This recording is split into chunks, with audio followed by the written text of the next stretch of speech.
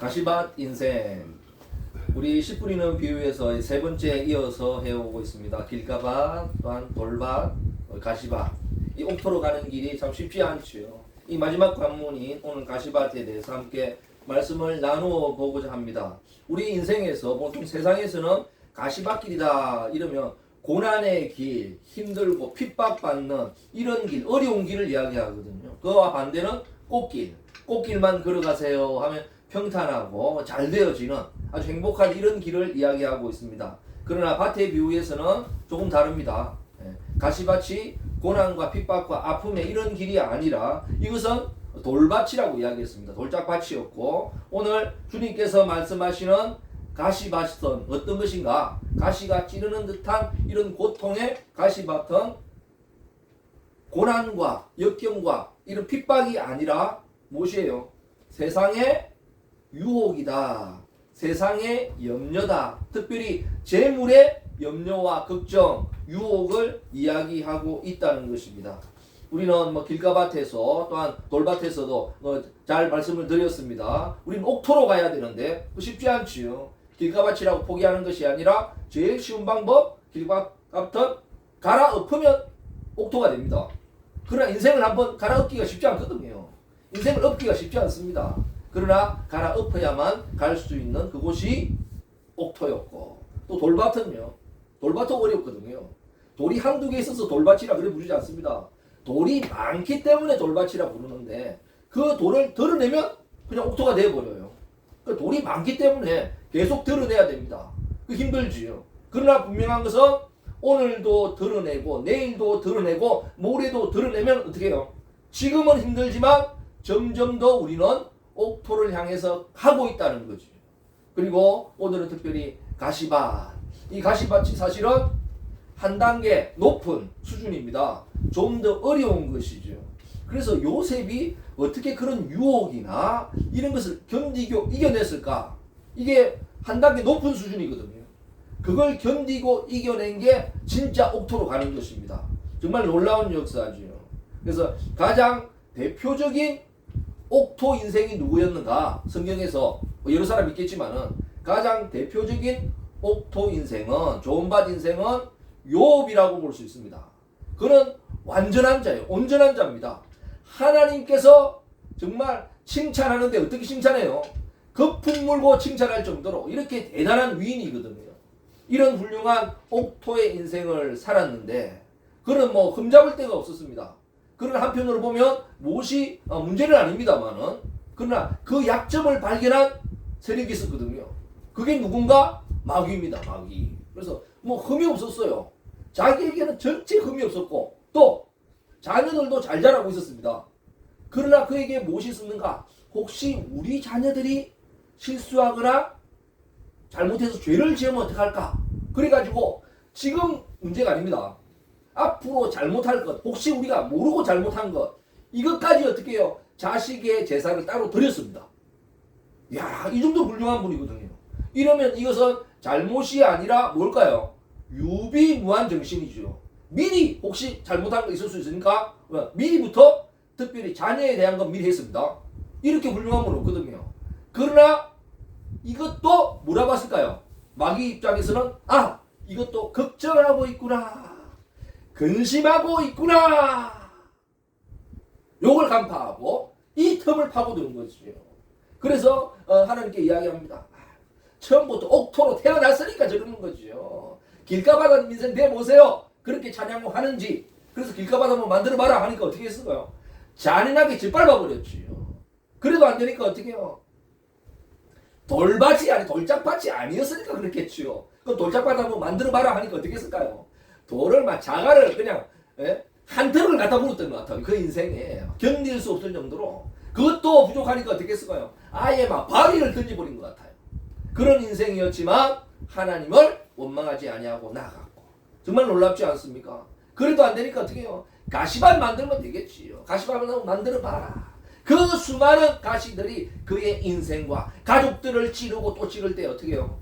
부인도 나가 떨어지고 자식들도 친구들도 다 나가 떨어졌는데 욥은 정말 주님과 함께 버티는 그런 아름다운 인생을 살아갔습니다. 주님의 은혜지만 주님께서 왜 이런 일을 하셨는가? 사실은 갑절의 축복을 주시기 위한 과정이었지만, 은혜였지만 인간으로서는 감당하기에 너무나도 벅차죠.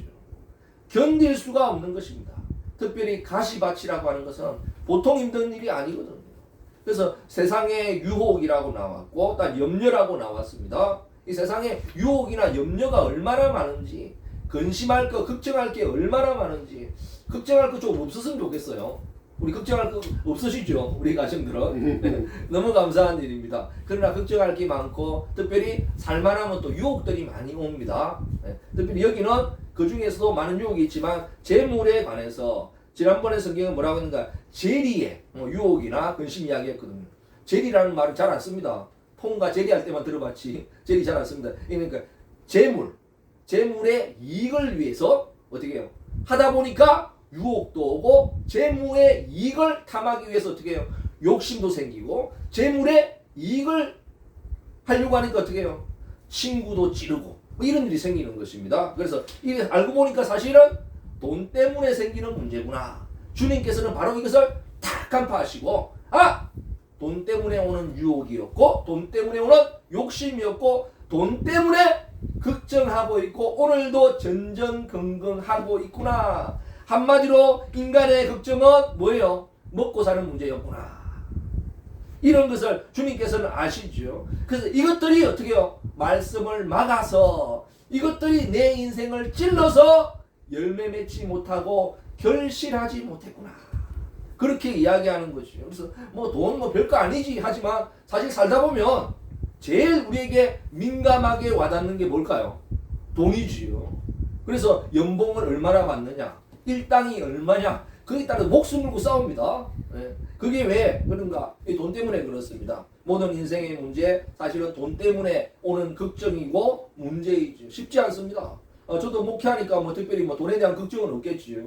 부목사로 있을 때는 그런 특별한 염려나 이런 것이 없었고 또 집에 대한 문제도 전혀 없었습니다. 좀 집이 좀 부족했지만 사택이니까 그냥 살아야 된다 이런 생각했고 집이 꼭 있어야 되는 이런 이유도 몰랐는데 막상 개척을 하다 보니까 모든 게 부족해요. 그래서 집도 새로, 교회도 새로, 그러니까 새도 많이 들어가지요. 또 우리 딸이 또 대학에 가니까 또 타 지역에 있으니까 거기도 또 새로 나가죠. 월세 나가는 것만도 맨 끝내가 됩니다. 그래서 탁탁탁탁 이렇게 하는데 참 벅차요. 벅차고 힘든 가운데 그러다가 제가 발견한 게 있습니다. 내가 너무 힘들게 살았구나. 어떻게 해요? 카드로 찍으니까 너무 간단하더라고요. 카드로 하고 거기다가 카드로 현금 대출 딱 되니까 딱 넣어서 얼마면 70, 80만 원 또 나오니까 너무 편한 것 같아요. 세상에 이렇게 편한 방법이 있는데 내가 고생했구나 하고 딱 하는데 좋지만은 한 달 뒤에 아픔으로 찾아와요. 한 달 뒤에. 처음에는 80만 원 끓였으면 어떻게 해요? 그 다음에 80만 원은 부족해요. 그 다음에는 100만 원 해야 되고 그 다음에는 120만 원이 점점 늘어납니다. 그리고 한 카드로는 안 돼요. 그러니까 3개가 카드가 있었는데 여기 빼고 또 저기 빼고 저기 빼고 하니까 점점 늘어나요. 희한합니다. 그리고 이 카드로 또 안 돼요.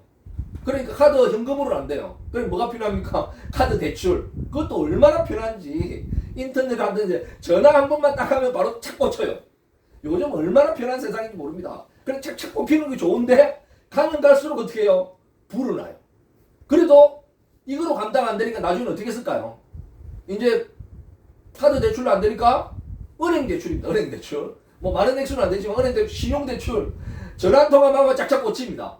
얼마나 편한지. 그래서 은행도 여기 한 군데 또 하다가 저기 한 군데 3군데 정도 됩니다. 쭉쭉쭉쭉 오는데 얼마나 편한지. 그러니까 여기 없고 저기 없고 탁 하는데 그런데 그러다 보니까 돈을 넣는 날이 얼마나 많은지 내가 계산해봤어요. 정말 얼마나 벅찬지 모르겠습니다. 언제 돈이 들어가는가? 1일, 7일, 15일, 21일, 25일, 30일. 그러니까 한 달 동안 돈 다 냈다 이제 끝났다 해방됐다 하는데 또 뭐가 찾아와요. 1일, 7일, 15일, 21일, 25일, 30일 또 팍팍팍 넣습니다. 그리고 나면 이제 끝났다 싶으면 또 1일, 7일, 15일, 21일, 25일, 30일 몇 년 하니까 감당이 안 되더라. 몇 년 하니까 감당이 안 돼요. 그래 가는데 가면 또 와요. 그렇게 저같이 돈을 착실하게 갚은 사람이 없거든요. 오면 어떻게 해요? 그 날짜 안 넘기고 착착착착 꼽는데 희한하게 그렇게 열심히 빚은 갚는데, 이자는 갚는데, 희한한 게, 이렇게 열심히 갚으면 갚을수록, 어떻게 해요? 상을 주는 게 아니라, 어떻게 될까요? 빚이 늘어나고. 이렇게 열심히 갚으면, 잘한다고 칭찬해야 될 거 아니에요? 칭찬이 아니라 문제는 신용이 떨어져요. 그래가지고 어느 순간, 한은행에서 딱 막으니까, 그냥 한은행에서 안 된다 하니까 어떻게 해요? 다른 은행까지 촥촥촥 파급돼가지고, 다 막히는 거예요. 야, 제가 그걸 보면서 이렇게 부도가 나겠구나. 회사도 부도가 나겠구나. 그런 생각을 하게 되더라고요. 그러니까 여기서 막히니까 저기서 막히고 저기서 막히고 그러니까 사람 급하면 사채 쓰고 그런 것 같아요. 저는 뭐 사채나 이런 거 뭐 친척 돈이나 이런 건 안 했습니다만은 너무 감사하죠. 그래서 도저히 안 되겠다. 왜냐하면 이러다가 뭐가 나겠어요. 인생 부도는 뭘까요? 신용불량자거든요. 일하다가 목사가 신용불량자 되겠다 잘못하다가 이런 거 저는 생각이 들더라고요. 그래서 세상에서는 신용이라고 이야기하지만 이 신용의 믿음의 용어는 믿음입니다. 성경적 용어는 믿음이거든요. 그래서 목사가 신용불량이다. 목사가 믿음 없다. 이거는 안 되겠더라고요. 이거는. 그래가지고 제가 도저히 발걸음이 나설 수 없지만 신용회복위원회를 찾아갔습니다. 얼떨결에 해가지고 조심스럽게 문에 들어가니까 참 우리나라 좋은 나라 대한민국이에요. 왜냐하면 얼마나 친절하게 맞아주는지 하면서 그래서 이렇게 조목조목 하는데 그게 놀란 거는 뭔가 하면 자살방지위원회인가 거기서 자살 예방하는 협회에서 나와서 한 분이 저한테 물티슈를 주더라고요. 물티슈를 주면서 걱정스러운 표정으로 힘내라고. 저는 자살하고 싶은 생각 전혀 없었는데 그래서 제가 그 자살 예방 협회에 제가 전도를 받은 사람입니다. 그런 일이 있었어요. 그래서 딱 하니까 얼마나 좋은지. 그래서 대출 어디에 돼 있습니까? 그러니까 촥촥촥 나와요. 그래서 그 5개 은행이 딱 나오고 은행하고 그 카드 대출 딱 나오더라고. 쫙 나오고 하나 더 있었는데 이거는 서민 대출이기 때문에 이거는 포함이 안 됩니다. 그 본인이 다 갚아야 되게 해서 딱 나오고 이 외에 있으면은 잘못하다 파기될 수 있으니까 미리 이실 짓고 하라고 그러더라고. 다른 건 없습니다. 그러니까 촥 모아요. 뭐 큰 액수는 아닌데 5개를 쫙쫙쫙 모아서 하나로 퉁 치더라고. 하나로 탁 해가지고 우리 윷놀이 할 때 말을 이렇게 모으듯이 말을 탁탁 모으듯이 하나 탁 모아요. 모아가지고 어떻게 해요? 이자가 보통 19.8%, 19.9%, 낮은 게 18.몇% 그랬거든요. 왜냐면 점점 올라갔기 때문에 20%를 못 올라가니까 뭐 19.몇 %가 많았어요. 평균이 아마 18% 넘었을 것 같아요. 그래서 5개를 딱 모으더니 어떻게 거기서 이자를 그냥 반토막으로 탁 내뿌리더라고. 얼마나 통쾌한지. 거기다 반토막도 많아요. 반토막에 또 반토막을 이자를 탁 내더니 어떻게 해요? 이제는 우리 상환 계획을 딱 세우는데 그래서 원금을 까는 게 아닙니다. 원금은 그대로 갚아요. 근데 이자가 19%에서 그냥 반토막 돼버려요. 신토막. 그래서 딱 모으더니 이제는 그 신용회복위원회에서 상환 계획대로만 내가 이행해주면 신용불량자가 안 되고 그대로 신용이 올라갈 수 있다는 것입니다. 차곡차곡 갚아지고 참 놀랍지요. 그래서 달라진 점이 뭔가? 그 전에는 내가 여기저기 없고 1일, 7일, 15일, 21일, 25일, 30일 다 갚았다 싶으면 또 1일, 7일, 15일, 21일, 25일, 30일 다 이랬는데 그런 인생이었는데 정말 가시처럼 나를 찌르는 사실 왜 결실을 못했을까? 그런 것 때문에 못할 수도 있을 것 같아요. 내가 돌아보면서 제가 왜 이런 이야기를 할 수 있는가? 제가 이런 이야기를 할 사람이 아니거든요. 저의 아픈 과거나 이런 걸 이야기하는 사람이 아닙니다. 안 하는데 최근에 대해서는 왜 이런 이야기를 하게 되는가? 주님께서 나에게 열어 보이시니까. 나 또한 자연스럽게 주님 앞에 열어 보이게 되는 것 같아요. 그냥 열게 되는 것 같아요. 나의 열쇠가 그냥 열리는 것 같아요. 자물쇠가. 이게 뭐 감사하게 저는 주님의 은혜라고 생각합니다. 네. 뭐 그런 이야기를 하나 그럴 분도 계시겠지만은 저는 주님의 은혜고 감사하고 있습니다. 그렇게 딱 되니까 이제는 은행에서 며칠에 얼마 넣어야 됩니다. 입금해야 됩니다. 이제 이런 걸 못해요. 그런 말을 하면 그런 문자 보내면 은행이 불법입니다. 은행이. 카드사가 불법이에요. 이제는 신용회복위원회만 그것만 딱 넣으면 끝나요. 그리고 거기는 뭐 단기 몇 개월도 있고 뭐 1년짜리도 있고 그랬는데 이제는 좀 장기로 가기 때문에 또 한꺼번에 많이 안 줘도 되고 이자도 줄고 그래서 이자가 20%면 얼마나 높은가 하면 잘 모를 겁니다. 빌릴 땐 잘 모르는데 몇 년 갚다 보면 어떻게 해요? 원금보다 더 많이 갚게 돼요. 그렇게 되고 갚으면 갚을수록 희한하게 이자도 늘어나고 빚도 늘어났는데 빚도 늘어났어요. 그리고 신용은 떨어지고. 그런데 지금은 똑같아요. 뭐 한 번만 가보면 되니까 이제는 한 번만 갚는데 별것 아니지만 지금은 달라진 점이 뭔가 이제는 갚으면 갚을수록 조금씩 갚습니다만은 갚으면 갚을수록 어떻게 해요? 빚이 줄어들고 있어요. 와, 참 신기한 게 이제는 줄어들고 있다니까. 전에는 막 갚으면 갈수록 늘어났는데 이제는 한 번만 갚아도 줄어들어요. 또 갚으면 또 줄어들고. 그리고 이 약속만 이행하면 문제가 없고 신용회복위원회에서 딱 책임져요. 지켜요. 그러니까 얼마 넣으세요. 이제 이런 말을 나한테 못한다니까. 은행에서 카드사에서 못한다니까.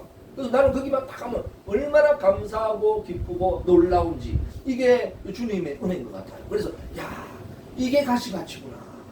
이게 돈의 걱정이구나. 나는 뭐 목사님들 걱정 없다. 별로 뭐 너무 낙천적인 사람이거든요. 그렇게 오는 줄 알았지만 사실은 돈이 나를 찌르고 돈의 걱정이 이런 것들이 나를 찔러왔었구나. 그렇게 생각하게 되는 거죠. 그래서 아무리 대단한 사람이라도 이런 것들이 찔러오면 어떻게 해요? 열매 맺거나 결실하기가 상당히 어려워요. 주님께서는 아십니다. 그래서 왜 그들이 열매를 맺지 못하는가? 가시밭이 열매를 맺지 못하는가? 세상의 염려와 재물의 유혹과 기타 욕심이 들어와 말씀을 막았구나. 또 더 벌기 위해서 돈 있는 사람 걱정 없는 게 아니거든요. 더 벌기 위해서 욕심 때문에 더 큰 문제가 또 근심이 생기게 되는 거죠. 그래서 90마리의 양을 가진 사람이 어떻게 해요? 한 마리 양 있는 사람 그거 뺏는 것처럼 이런 욕심이 자기를 찌르고 자기는 몰랐는데 그 백 하나 받았다가 지금까지 고생하는 사람도 있잖아요. 이거 참 쉽지 않습니다. 그거 하나가 나를 찔렀구나. 가시가 남이 보기에는 별것 아니에요. 그래서 돌밭 같은 경우는 외부에서 오는 영향이 훨씬 큽니다. 요인이. 이 가시밭도 외부에서 오지만 사실은 자기 내적인 요인이 더 크게 역할을 감당해요. 그래서 걱정도 마찬가지거든요. 걱정이 들어오면 처음에는 외부에서 들어왔을 수도 있지만 이 걱정이 자기 내적인 요인이 더 커가지고 더 괴롭게 만들고 힘들게 만들고 어렵게 만들죠. 그 완전했던 욥에게 찾아왔던 욥은 그러니까 단점이라고는 없는 사람이었습니다. 신앙의 약점이라고 없는 사람이었어요. 자식들도 반듯하게 자라고 있었어요. 그러나 혹시 우리 자식이 잘못되면 어떡할까? 혹시 하는 이 염려와 이 걱정이 이 죄는 아니거든요. 잘못이 아닙니다. 그런데 그것이 약점이 되어서 마귀가 파고들었을 때 그렇게 괴로운 인생을 살 수밖에 없었던 것처럼 우리도 마찬가지죠.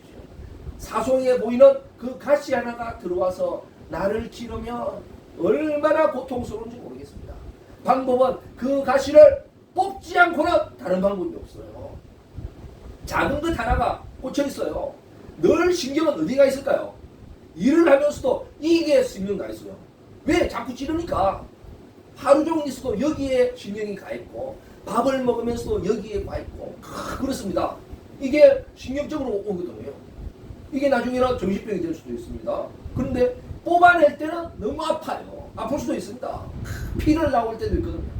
그러나 그 아픈 것들을 쫙 뽑아내면 그 쾌감도 있습니다. 놀랍지요. 그 해방될 때 저도 그 신용회복위원회 가서 딱 봤을 때 이자율을 그냥 반토막 바로 탁 내버릴 때 그 통쾌함 내가 하는 건 아니지만 많이 아니고 반에 반토막 딱 내는데 이야 나도 할 수 있겠다 이런 생각이 들고 너무 감사하죠. 이제는 성실하게 이행하고 주님의 사역을 감당하기를 간절히 원합니다. 그래서 얼마나 감사하고 이제 당당하게 살아갈 수 있는 그 길 아직도 많이 부족합니다만은 주님의 은혜죠. 그래서 이 가시가 자기 스스로 뽑기가 어려운 게 사실은 많습니다. 차마 못 뽑지요. 그래서 의사가 남의 팔은 수술할 수 있지만 자기 팔 수술하기는 상당히 어렵습니다. 왜냐면 조마조마 안 됩니다. 남의 팔다리는 어떻게 해요? 나무 토막처럼 생각하고 딱 잘라버리거든요. 그러나 자기 거는 그래 안 되지. 이 작은 가시 또한 마찬가지입니다. 정말 어렵지요. 그러나 내가 할 수 없는 것이라 할지라도 어떻게 해요? 다른 데서라도 뽑아주면 되는 거죠. 주님의 은혜로 정말 뽑으면 하나만 찔러도 이렇게 고통스러워. 생활하면서 하나만 찔러도 어떻게 해요? 거기에만 모든 초점이 가 있고 내 신경이 거기에만 가 있는데 가시밭이라 생각해보세요. 수많은 가시가 나를 찌르고 또 찌르고 또 아프게 한다. 여기에서 견뎌나고 이겨낼 사람 아무도 없습니다. 이 불안에서 이 걱정에서 이겨낼 사람 아무도 없죠. 그러나 우리는 분명합니다. 이것을 반드시 뽑아내고 우리는 어떻게 해요? 옥토로 가야만 하는 그런 인생인 줄 믿으시기 바랍니다. 그러나 하나님께서 이것을 뽑아주시면 가능한 일이죠. 특별히 돈 걱정 상당히 많지 않습니까? 그건 쉽지 않거든요. 우리가 당장 이거 쉽지 않지만은 이런 저런 지도를 받고 저는 제 스스로 감당하지 못해서 이런 저런 지도로 인해 가지고 그러나 나름대로 가고 있습니다. 주님의 은혜입니다만은 이런 문제들이 하나씩 해결되고 나아갈 때 주님께서는 비로소 어떻게 해요? 열매 맺게 해 주신다는 것입니다. 네. 우리는 많든지 작든지 사실은 돈 문제거든요. 돈 걱정 때문에 얼마나 걱정하는 게 많을 수 있습니다. 그러나 주님께 한번 탁 맡기면 이제는 주님께서 한번 반토막 한번 딱 내주시면 원금 안 갚는 건 아닙니다. 그러나 원금을 못 갚아보세요. 신용 불량자 돼보세요. 은행도 손해고 나도 손해고 서로 손해거든요.